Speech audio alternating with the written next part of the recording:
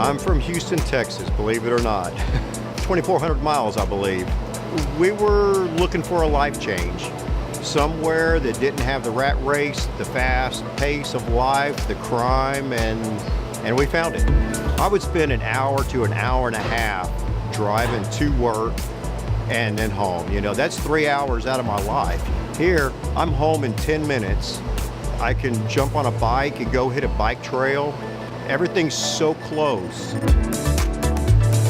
I like the diversity of my job because there's so many things that we do at C&L Aviation, the MRO department, the component shop, the wood shop, the paint shop.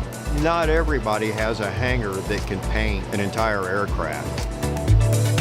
We still own our place in Texas, but we don't have a desire to go back. It's exactly what they call it. It's vacation land.